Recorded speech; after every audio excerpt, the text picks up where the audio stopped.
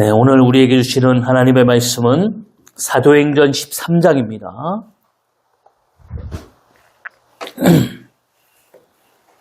사도행전 13장 42절부터 52절까지 우리 교독함으로 하나님 앞에 영광을 돌리겠습니다. 그들이 나갈새 사람들이 청하되 다음 안식일에도 이 말씀을 하라 하더라.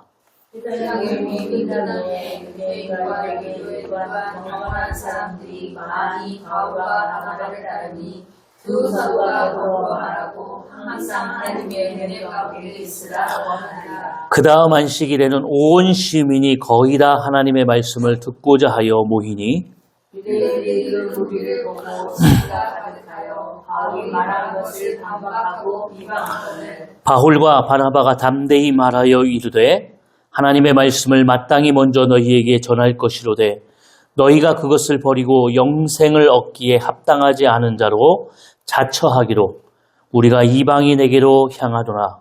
주께서 이같이 우리에게 명하시되 내가 너를 이방의 인기로 삼아 너로 땅 끝까지 구원하게 하리라 하셨느니라 하니 이방인들이 듣고 기뻐하여 하나님의 말씀을 찬송하며 영생을 주시기로 작정된 자를 다 믿더라.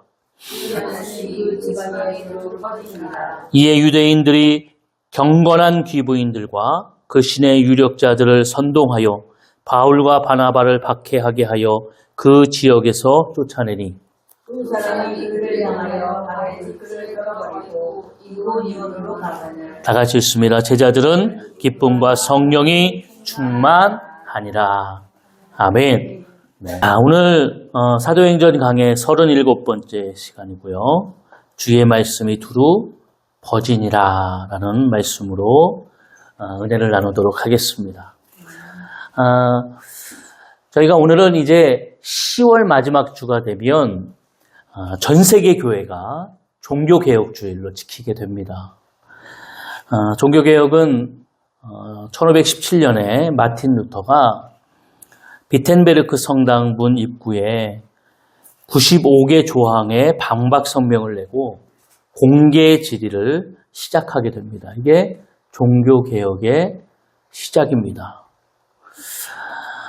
그 당시의 종교는 이제 우리가 세계사를 공부하게 되면 중세교회사를 이제 공부하게 되는데요. 이 중세사의 대부분이 교회사입니다. 이 약 한 1000년 동안 이루어지는 이 중세사는 교회의 암흑기라고 우리가 역사적으로 부르게 됩니다.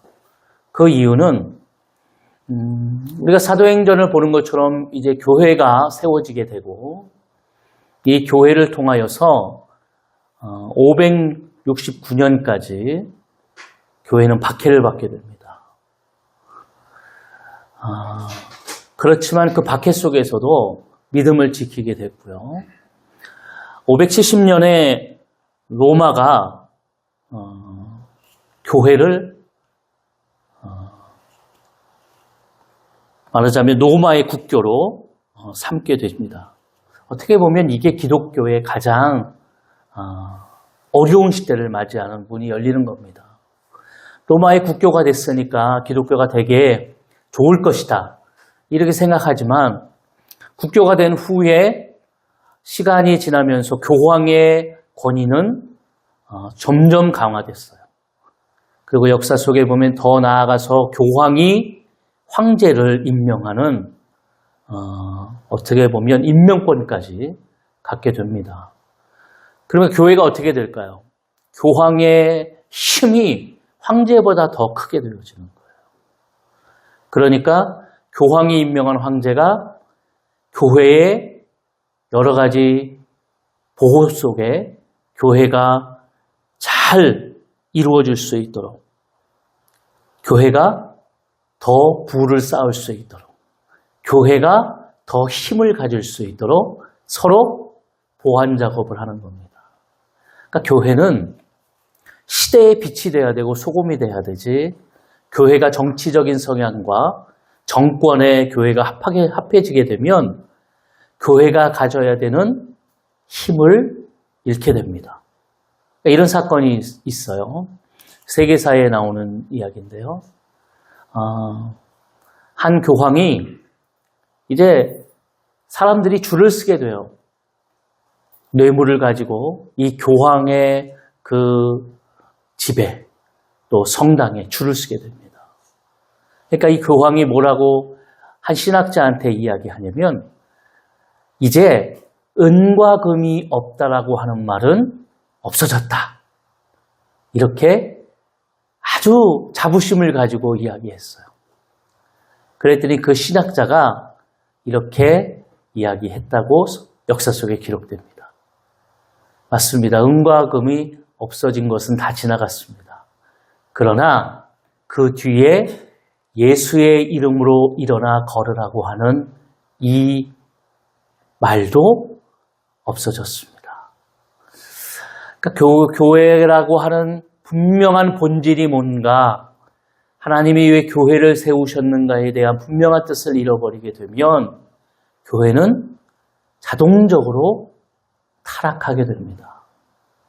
그러니까 이렇게 한 약 1000년 동안에 교회는 타락되어지게 되고, 그럼 어떻게 됩니까? 점점 교회가 힘을 받게 되죠. 그럴 때에 교회 속에서 아주 이상한 일이 일어나게 되죠. 그게 뭐냐면 이제 성베드로 성당을 짓게 됩니다. 그러니까 교황이 우리가 큰 하나님의 성전을 져야 되지 않냐, 우리의 어떤 이 강력한 힘을 보여줘야 되지 않나. 그래서 이 베드로 성당을 짓는데 이게 100년이 넘게 걸리죠. 여러분 보세요. 100년이 넘게 걸리면 그 성당의 위세가 대단하거든요. 그러니까 건축비가 엄청 많이 듭니다. 건축비가 항상 좀 모자르니까 교회에서 뭘 하게 되냐면 건축비를 얻기 위해서 면제부를 팔게 됩니다. 면제부를 팔면서 이제 사람들에게 이야기하는 거예요. 천주교는 지금도 연옥이라는 곳을 이야기합니다. 그래서 죽으면 연옥에 가고 아직 천국에는 가지 못해요. 그 연옥에 있어요. 그 연옥이라는 것은 중간 정류장과 같은데 다 온 게 아니에요. 그래서 여기서 어떻게 됩니까? 후손들이, 교리예요. 천주교 교리입니다. 후손들이 여기서 조상을 위해서 복을 빌고 공덕을 쌓으면 이 연옥에 있는 그 부모가 어디로 갑니까? 천국으로 가요. 그러니까 이 면제부를 팔면서 처음에는 자기 또 자신의 자녀들 면제부를 사라고 그래요. 그리고 나서 더 돈을 모으기 위해서 어디까지 가냐면 조상들까지 가는 거예요. 그것을 마틴 루터가 95개 조항을 그 문 앞에 붙이면서 이게 잘못됐지 않냐. 마틴 루터는 시골 작은 마을에 신부면서 교수입니다. 그러니까 보면 그렇다고 그래요. 마틴 루터가 무슨 천주교를 바꾸어서 기독교로 만들기 위해서 이 종교개혁을 한 것이 아니에요. 그냥 마틴 루터는 학자의 어떤 그 양심에 의해서 이 잘못된 것을 그냥 보는 것 또한 잘못되었다 생각해서 마틴 루터가 개혁을 시작한 겁니다. 그런데 그 개혁이 하나님께서는 약 1000년의 종교 암흑기에서 다시 우리가 믿고 있는 이 개신교를 하나님께서 세워주심을 통하여 교회의 본질이 뭔가. 오늘 제가 이 종교개혁을 이야기하면서 여러분 교회는요, 우리가 얘기하는데 고난도 없고 역경도 없으면 참 교회가 또 성도들이 참 편할 것이다. 물론 편합니다. 그런데 역사 속에 보면은요, 고난도 없고 역경도 없는 곳에는 뭐만 남냐면 죄만 남습니다. 교회는 타락하게 됩니다. 이게 역사가 증명하는 거예요. 그렇기 때문에 교회는 시대 속에서 빛이 되려고 소금이 되기 위해선 그만큼의 여러 가지의 역경과 고난을 겪어야 합니다. 이게 본질이에요. 성도도 마찬가지입니다. 우리에게 왜 고난이 오고 역경이 옵니까? 이게 어떻게 보면 우리가 이 땅에서 하나님을 믿는 자로서 하나님의 말씀을 우리가 따르게 되면 그건 당연히 따라오는 수순이에요. 왜냐하면 세상과 하나님의 말씀이 대치되기 때문입니다. 믿으십니까? 그러니까 세상은 하나님의 말씀과 가치관이 달라요. 세계관이 달라요.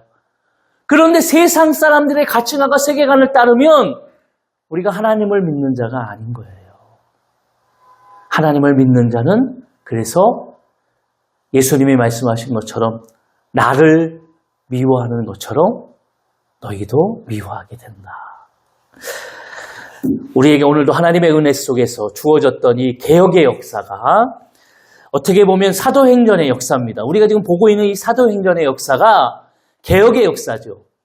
사도행전은 낡고 전통적인 교회, 그것을 통하여서 그 시대에, 그 당시에 대제사장들과 사내들이라고 하는 공회원들이 얼마나 타락했는가. 메시아가 이 땅에 예수 그리스도를 통하여 이 예수님이 메시아로 오셨는데도 불구하고 그 예수님을 십자가에 못 박는 그 시대 속의 큰 죄가 당시의 모습이에요. 그래서 사도행전은 예수님의 십자가의 부활과 예수님이 말씀하셨던 50일 후에 성령의 역사를 통하여서 하나님께서 새로운 공동체, 새로운 하나님의 뜻에 맞는 하나님의 초대교회를 세우신 겁니다.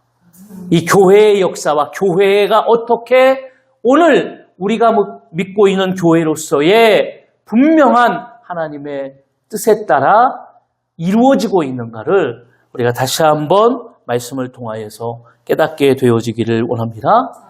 우리가 지난주에 본 것처럼 사도 바울이 첫 설교를 하게 됩니다.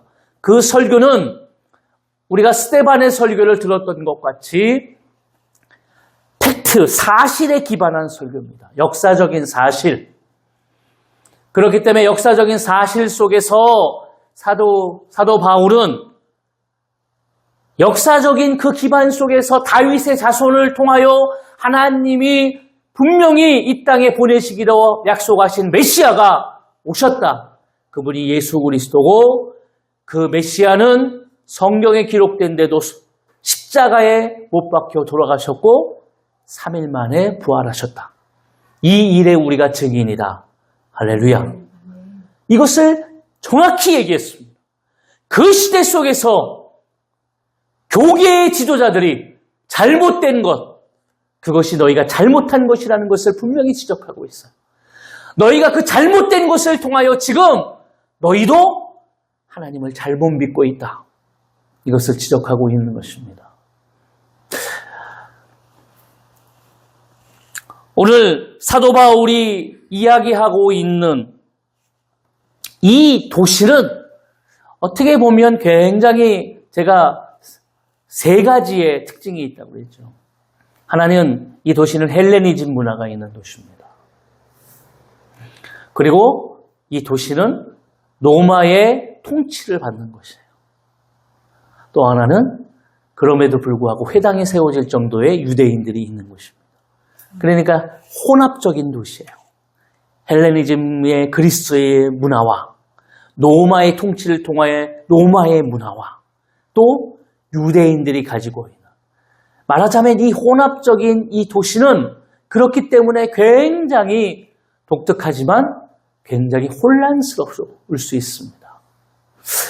그런데 여기에 하나님께서 바울과 바나바를 보내시면서 오늘 바울의 설교를 통하여서 이곳에 놀라운 역사가 임하게 되죠. 그것이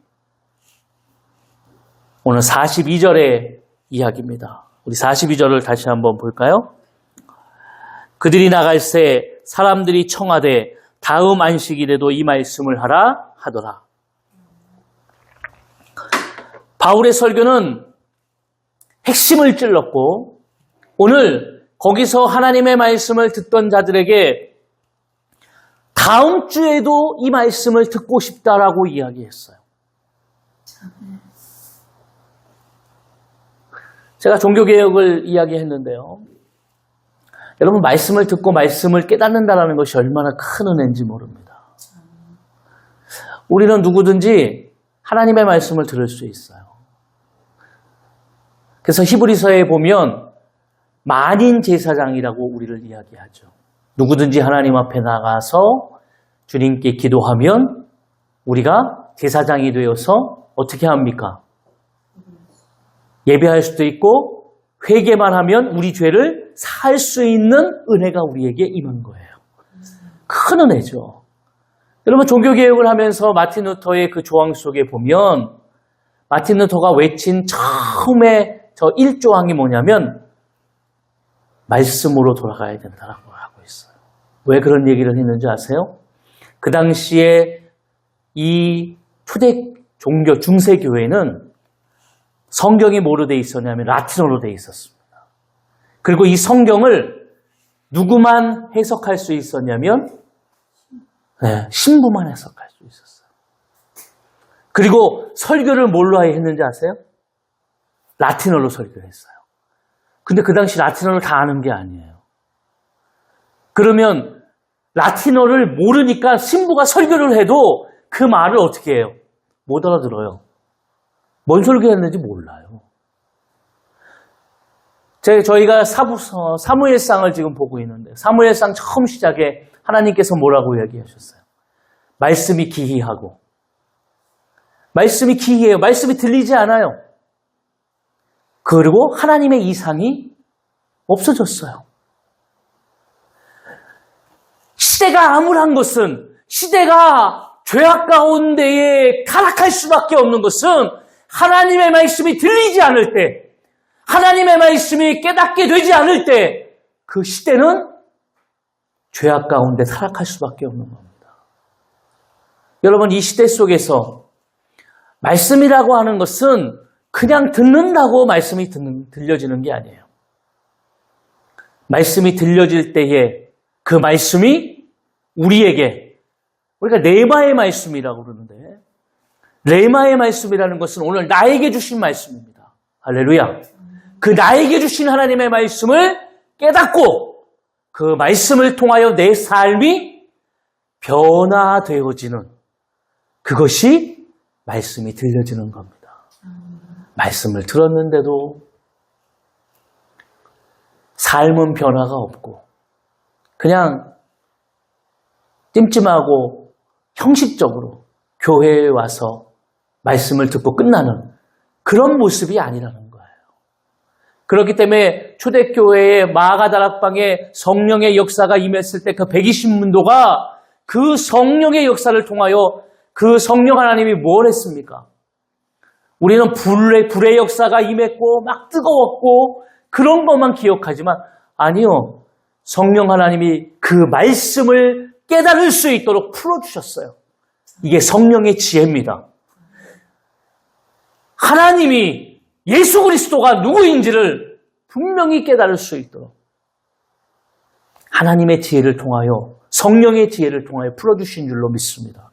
오늘 이런 은혜가 우리 가운데에 임할 줄로 믿습니다. 그러니까 말씀을 듣고 이들이 감동을 받은 거예요.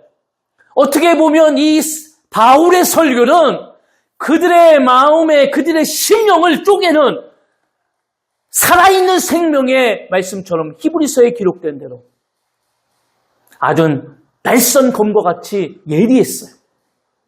근데 그들이 어떻게 했습니까? 말씀을 듣고 감동했어요. 말씀을 듣고 감동하니까 그들이 뭐라고 이야기합니까? 다음 주에도 이 말씀을 들었으면 좋겠습니다. 여기 와서 듣기를 원합니다. 그런데요, 여기서 놀라운 사건이 임하게 되죠. 이 이야기를 하는 이 사람들을 보면서 43절 회당이 모임이 끝난 후에 유대인과 유대교에 입교한 경건한 사람들이 많아 바울과 바나바를 따르니 두 사도가 더불어 말하고 항상 하나님의 은혜 가운데 있으라 권하니라. 이들에게 하나님의 은혜에 대해서 설명하면서 너희가 지금 살아가고 있는 말씀을 듣고 살아가는 삶 속에서 하나님의 은혜를 기억하라고 이야기하고 있는 것입니다. 그렇게 살아가라고 기억하고 있는 거예요.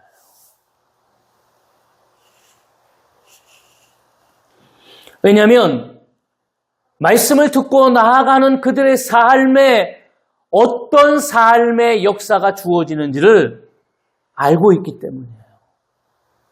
여러분 은혜를 받으셨습니까? 깨달았습니까? 그러면 내 삶에 그 뒤에 어떤 역사가 임하는지 우리는 초대교회를 살아보면서 이 사도행전을 보면서 알게 됩니다. 왜냐하면 영적인 그 전쟁과 싸움이 이루어지기 때문이에요. 근데 놀라운 사건은 뭔지 아세요? 44절입니다. 우리 한번 다 같이 한번 읽어볼까요? 그 다음 안식일에는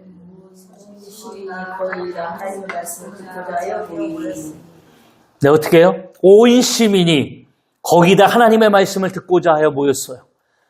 그러면 이 일주일 동안에 어떤 역사가 이루어졌을까요?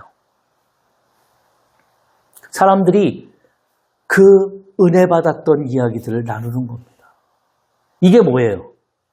전도죠. 은혜 받았던 이야기. 내가 지난주에 저 회당에 갔을 때 나는 유대교인은 아닌데 나는 믿는 사람은 아니었는데 이방인이었는데 이곳에는 그리스의 헬레니즘 문화에 빠져있는 사람, 로마의 다스림 속에 로마의 시민권을 가진 자, 유대인들도 있었어요. 그런데 이 중에 이 이방인 중에 말씀을 듣고 그 말씀이 그들에게 감동이 됨을 통하여 일주일 동안에 그 사람들이 어떤 일을 합니까? 막 자기가 감동된 그 말씀을 전하기 시작했어요. 그 말씀이 전하여지니까 다음 주에는 더 많은 사람들이 이 표현이 온 시민이 거의 다 이렇게 쓰고 있어요. 제가 얘기했잖아요. 이 도시가 지금 이방 도시예요. 유대의 도시가 아닙니다. 유대 땅이 아니에요. 이방 도시입니다. 그런데 그 사람들이 하나님께 돌아와 놀라운 역사가 임하게 된 겁니다. 여러분, 오늘 말씀을 듣고 나아가실 때 주의 은혜 속에 사시기를 원합니다. 주의 은혜 속에 거하시기를 원합니다.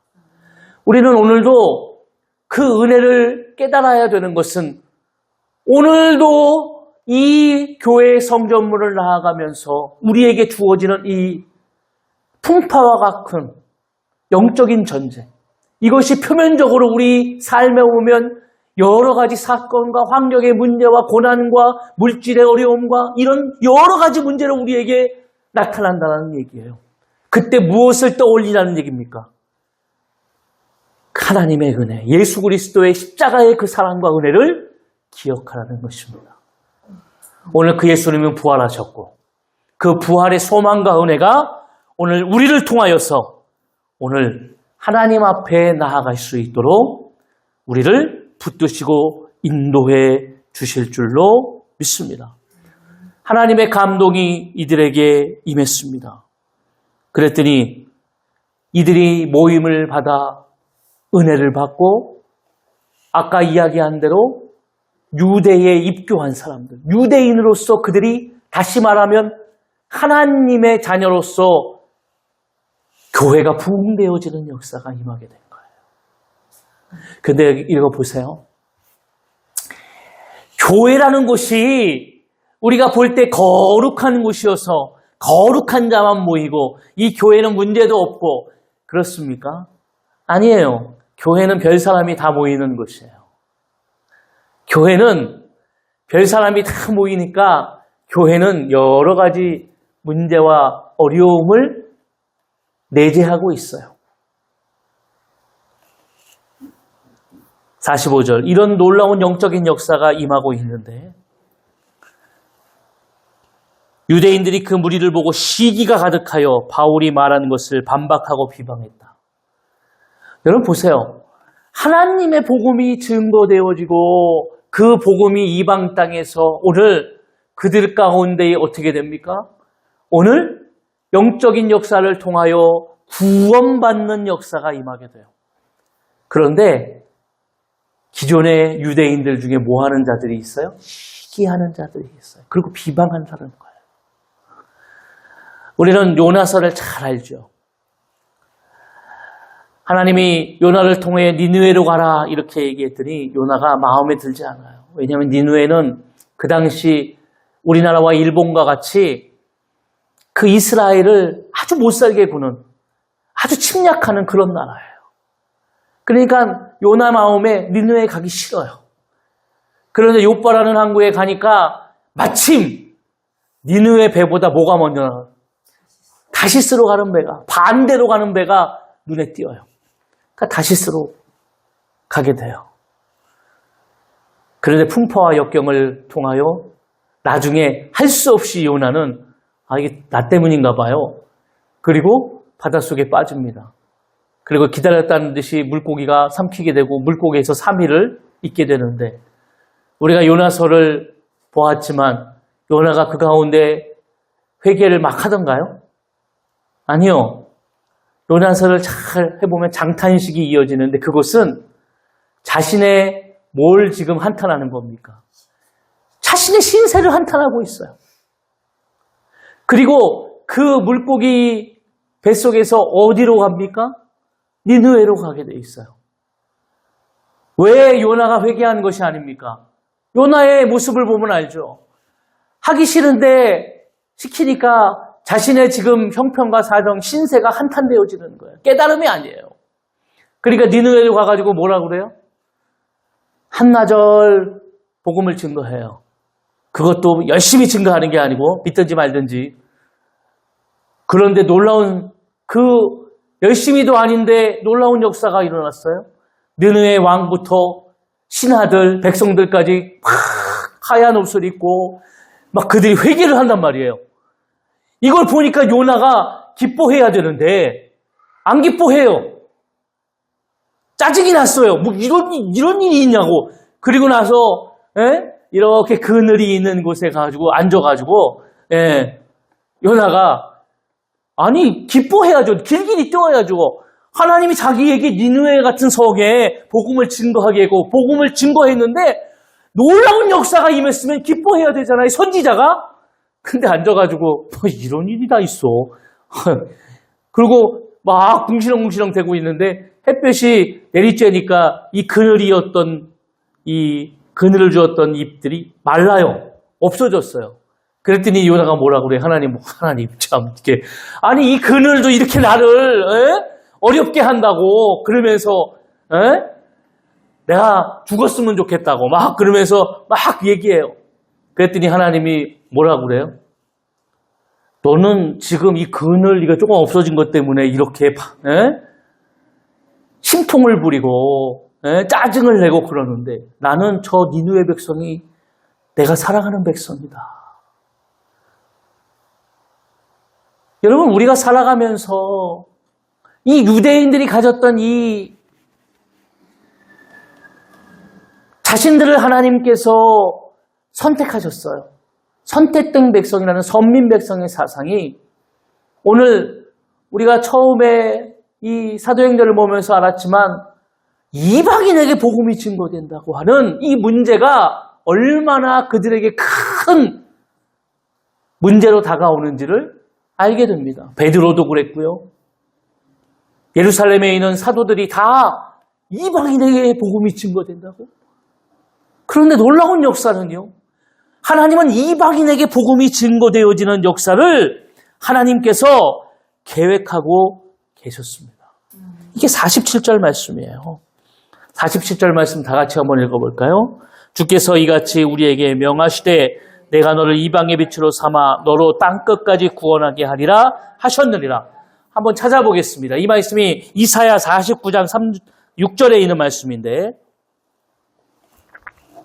우리 이사야 49장 우리 3절에요. 3절과 6절을 한번 보도록 하겠습니다.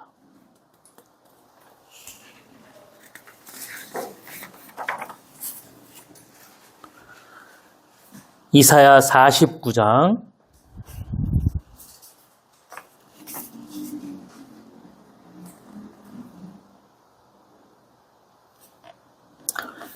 우리 3절 3절 한번 읽어볼까요? 내게 이르시되 너는 나의 종이요 내 영광을 내 속에 나타낼 이스라엘이라 하셨느니라. 하나님께서 이스라엘에 대해서 이야기하시는 거예요. 그러면서 6절 이스라엘에 대해서 무슨 이야기를 하셨냐? 6절 읽어볼까요? 그가 이르시되 내가 나의 종이 되어 야곱의 지파들을 일으키며 이스라엘 중에 보존된 자를 돌아오게 할 것은 매우 쉬운 일이라. 내가 또 너를 이방인의 빛으로 삼아 너의 구원을 베풀어서 땅끝까지 이르게 하리라. 아멘. 오늘 지금 이 바울과 바나바는 뭔 얘기를 하는 거냐면 구약의 이야기를 듣는 겁니다. 하나님이 이스라엘을 선택하셨어요. 선택한 이유가 뭡니까? 이방인의 구원을 위해서 선택하게 하시는 거예요. 이방인의 빛이 되기 위해서 저들을 구원하는 분명한 하나님의 목적이 임하게 되는 것입니다. 그런데 그들은 지금 하나님의 말씀보다 무엇이 더 먼저죠? 그들이 가지고 있는 선민이라고 하는 사상과 기득권. 내가 예수를 믿으면서 내가 이 교회의 중진이고 내가 이 교회에 가지고 있는 기득권. 그런데 교회가 부흥되고 교회에 사람이 많아지니까 어떤 역사가 임하게 됩니까? 불편한 거예요. 그리고 나는 변화가 없는데 막 사람들이 은혜를 받고 막 그 은혜 속에서 사람들이 변화되어지는 모습을 보면 기뻐해야 될 먼저된 자들이 어떻게 됩니까? 시기하는 거예요. 시기.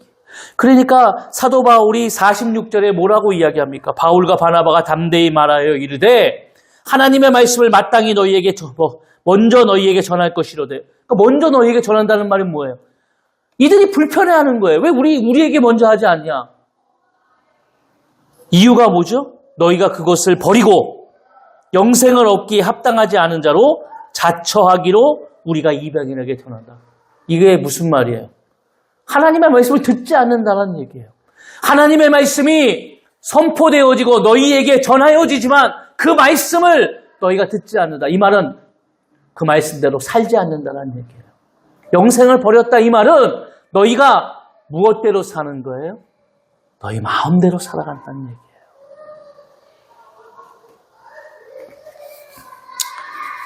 이번 주에 참 제가 보면서 엊그제죠. 김수미 씨가 돌아가셨어요. 저는 처음에 이렇게 보면서 야 이게 무슨 일이야? 네, 얼마 전에도 막 그 영화에도 나오시고 막 예능에도 이렇게 많이 나오셨는데 돌아가셨어요. 그러면서 회자되어지는 이 국민일보에 나온 기사인데요. 이번에 나온 거예요.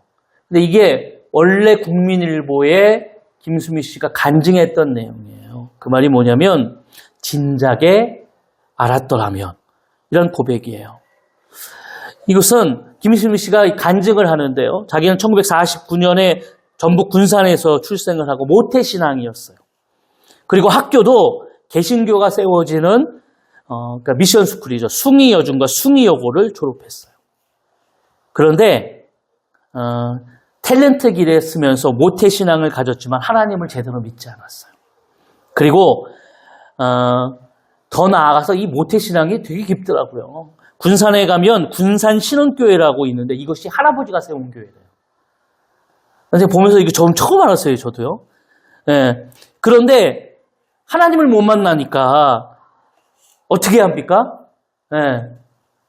결혼을 하게 되고 이제 탤런트 생활을 하는데 아마 그렇게 부부 관계가 좋지 않았던 것 같아요. 남편이 그렇게 미웠대요. 그러니까 그렇게 밉고 막 자기의 그 삶이 바쁘고 하니까 뭐를 그때부터 시작했냐면 술을 먹기 시작했대요. 그래서 술을 막 먹고 이렇게 살다가 그러다가 이제 어떻게 해도 술이 안 끊어지고 다 해봤대요. 100일 기도도 해보고 200일 기도도 했는데 그때는 자기가 되게 열심히 좀 마음을 다해서 안 했던 것 같아요. 근데 다시 2016년에 내가 교회를 가야 되겠다라고 하는 그런 마음이 들어서 교회에 출석하게 되었다고 그래요. 근데 이때 하나님의 은혜라고 하는 이 찬송을 부르는데 이 찬송의 가사 속에서 은혜를 받으셔가지고 인격적인 하나님의 만남이 임하게 된 거예요. 그리고 그 인격적인 하나님의 만남을 통해서 자기가 은혜를 받고 하나님의 그 은혜 속에서 다시 한번 돌아보게 되니까 그렇게 미웠던 남편이 다시 보여. 이 사람 참 불쌍한 사람이구나. 이렇게 보였다라는 거예요. 그리고 술도 끊게 되고 그리고 그는 이렇게 얘기한대요. 사람들에게. 진작에 내가 왜 알지 못했을까? 내가 왜 이것을 진작에 믿지 못했을까? 라고 간증을 하면서 그렇게 사람들에게 이야기했대요. 그리고 내가 가지고 있는 인맥이나 돈이나 내가 가지고 있는 이 인기나 명예 이것보다 하나님을 믿고 사는 것이 얼마나 좋은지 내가 알게 되었다라고 간증했다라는 것입니다. 제가 이 기사를 이렇게 보면서 참 돌아가신 그 모습은 소천하신 모습은 참 마음이 아프죠.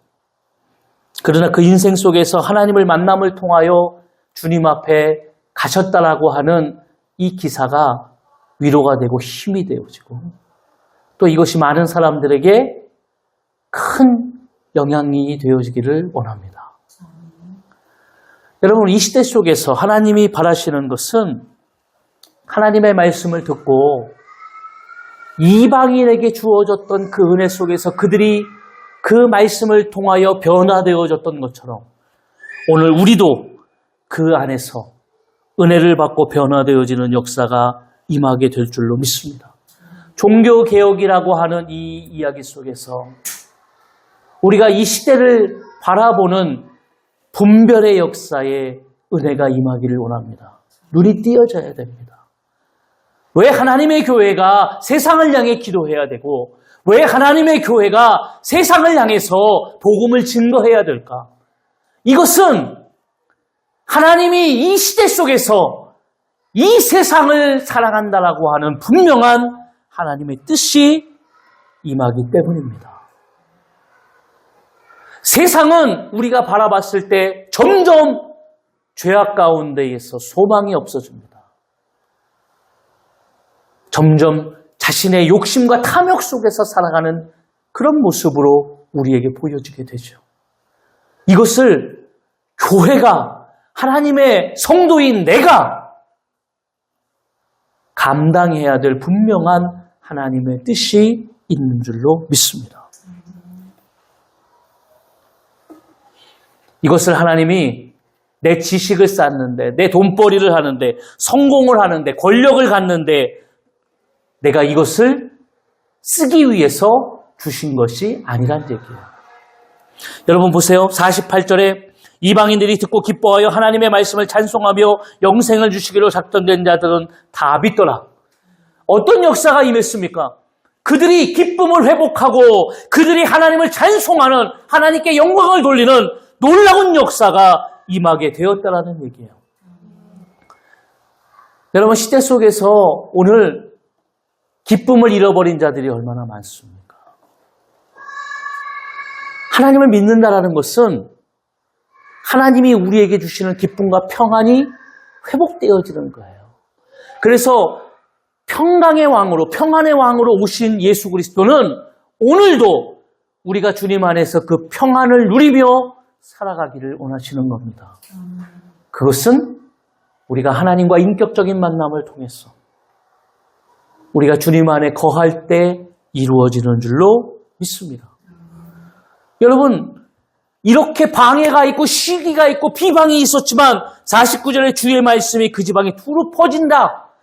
그 지방에 두루 퍼진다. 하나님의 말씀을 오늘도 여러 가지 역경과 어려움과 방해와 벽이 있을 수 있습니다. 그러나 주의 말씀은 오늘 교회를 통해 우리를 통해 두루 퍼질 줄로 믿습니다.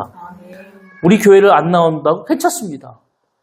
복음을 증거하는 것은 내 교회가 아닙니다. 하나님의 교회가 부흥하기 위함입니다. 물론 저희 교회에 오면 좋겠죠. 이 작은 교회에 이렇게 같이 함께 예배 드려주시니까 얼마나 감사해요. 올라오면서 만났는데 이틀 동안 수련회 갔다 오셨대요. 와, 제가 이게 보면서 은혜가 됐어요. 이틀 동안 얼마나 수련회 가셔서 얼마나 은혜를 많이 받으셨을까. 찬양을 많이 하셔서 목이 쉬셨대요. 얼마나 감사해요.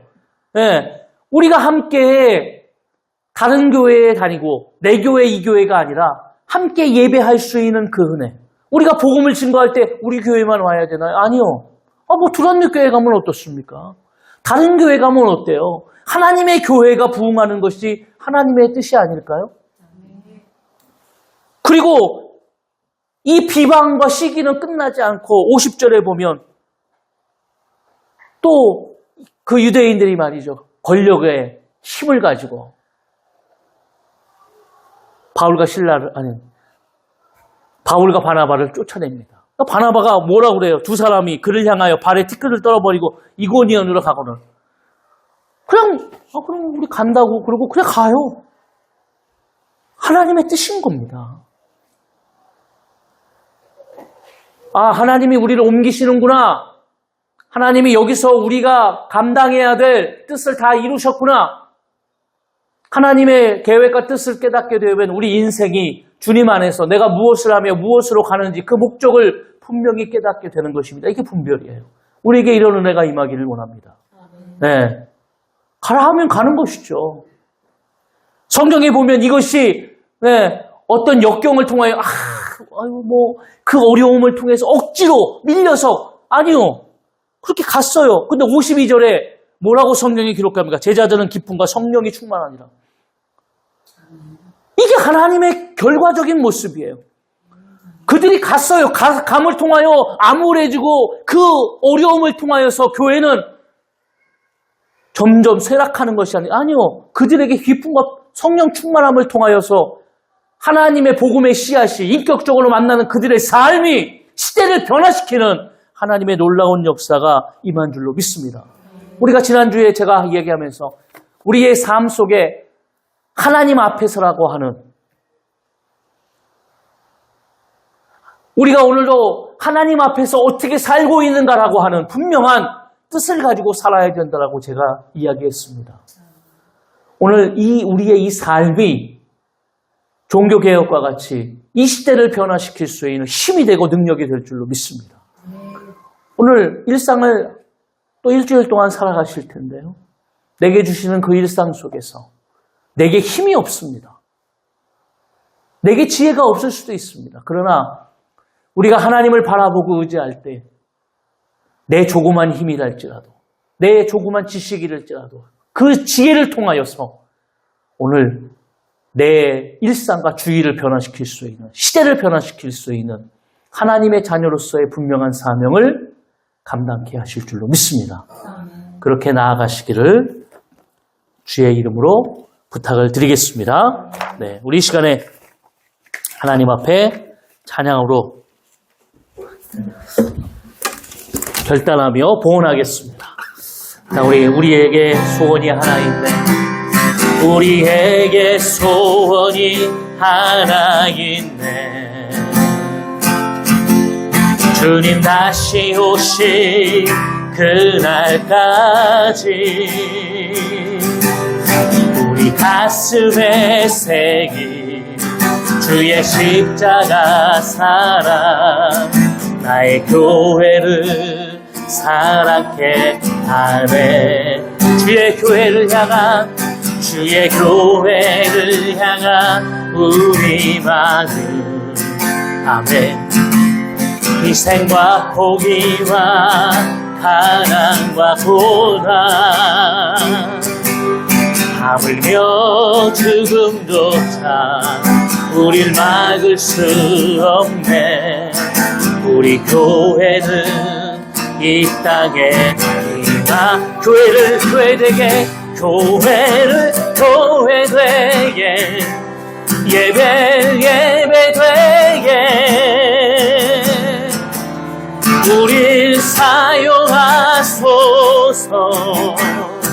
진정한 부흥의 날 오늘 임하도록 우릴 사용하소. 성령 안에 예배하리라. 성령 안에 예배하리라. 아멘. 자유의 마음으로 사랑으로 사역하리라.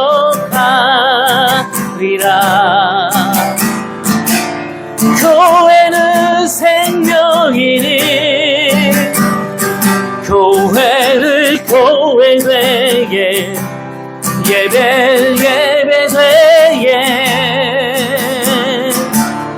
우릴 사용하소서.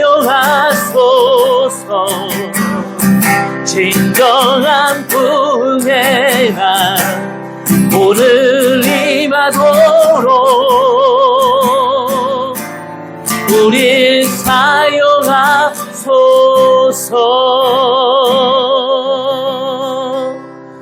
아멘.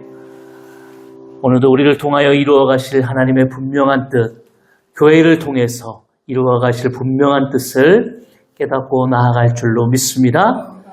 하나님께서는 오늘도 우리에게 소망을 주시고 비전을 주실 줄로 믿습니다.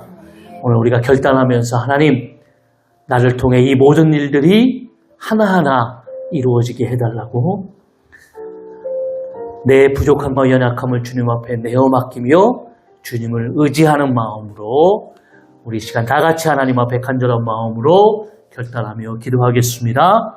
거룩하신 하나님 아버지 감사합니다. 하나님의 놀라운 역사와 은혜가 임하게 도와주시고 주님의 역사를 통하여 오늘도 주님을 바라보는 귀한 은혜가 임하게 하실 줄로 믿습니다. 아버지, 오늘도 하나님께서 우리의 삶을 통하여 계획하시고 아버지 우리의 일상과 우리의 모든 삶이 하나님의 뜻을 이루는 자들로 아버지 하나님 앞에 분명히 사용될 수 있도록 하나님이 세상의 빛과 소금으로 세우실 줄로 믿습니다. 하나님, 나를 통한 하나님의 계획, 교회를 통한 하나님의 계획과 또 목적과 사명을 하나님 이루어 가실 줄로 믿습니다. 나의 모든 연약함과 부족함 하나님 앞에 다 내어 맡깁니다. 내 삶의 여러 가지 아버지 어려움과 역경, 고난과 여러 가지 하나님 문제들을 주님 앞에 내어 맡깁니다. 하나님, 주님께서 이 모든 것을 통하여 하나님의 영광이 되어지게 하여 주옵소서. 주님의 거룩한 은혜가 되어지게 하여 주옵소서. 시대 속에서 하나님 이 모든 것을 통하여 이루어 가시는 분명한 하나님의 뜻과 계획을 깨닫게 하여 주옵소서. 그름을 통하여서 하나님 믿음의 부요함으로 오늘도 우리의 삶을 살아가게 하시고 하나님 앞에 나아가는 삶을 통하여 오늘도 우리의 삶이 인격적으로 주님을 만남으로 세상 사람들을 통해서 하나님을 만나는 자들이 어떻게 살아가는 것이 그것을 통하여 하나님의 기쁨과 평안이 우리에게 임하고 있다는 것을 우리가 분명히 증거하며 나아갈 수 있도록 하나님께서 아버지 하나님 붙드시고 인도하실 줄로 믿습니다. 오 하나님 감사합니다. 주님을 보게 하여 주옵소서. 주님을 닮게 하여 주옵소서. 주님을 증거하게 하여 주옵소서. 오늘 우리를 사용하실 줄로 믿습니다. 영적인 모든 전쟁 속에 오늘도 우리가 승리할 수 있도록 예수 이름의 그 은혜와 권세와 능력이 오늘 우리를 통하여 아버지 하나님 회복되어지며 선포되어지게 하여 주옵소서. 오 하나님 감사합니다. 주님 역사하실 줄로 믿습니다. 주님께서 붙들어 주옵소서. 감사합니다. 하나님 감사합니다. 오늘도 주님 앞에 모든 것을 내어 맡깁니다. 우리 일상과 삶, 우리의 가정과 우리 모든 가족들과 자녀 하나님께서 책임져 주실 줄로 믿습니다. 주님의 뜻이 이루어지게 하시고 하나님의 부어주심을 통해 채워주심을 통해 믿음의 부요함으로 살아가게 하여 주옵소서. 오늘도 주님 앞에 예배합니다. 이 예배를 흠양하여 주시고 구별해서 드려지는 예물을 받아주셔서 하늘의 신령한 것과 땅에 기름진 것으로 30배, 60배, 100배의 열매가 맺어지게 하여 주옵소서. 여호와는 내게 복을 주시고 너를 지키시기를 원하며 여호와는 그의 얼굴을 내게 비추사 은혜 베푸시기를 원하며 여호와는 그 얼굴을 내게로 향하여 주사 평강 주시기를 원하노라. 이제는 우리 주 예수 그리스도의 은혜와 하나님 아버지의 사랑하심과 성령님의 내주교통 충만하신 은혜가 오늘 하나님 앞에 예배하는 사랑하는 성도들의 머리머리 위에 그들의 모든 일상과 삶 위에 그들과 만나는 사랑하는 모든 하나님의 자녀들 위에 또 복음이 증거되어지는 모든 삶 위에 이제로부터 영원까지 함께 있을지어다.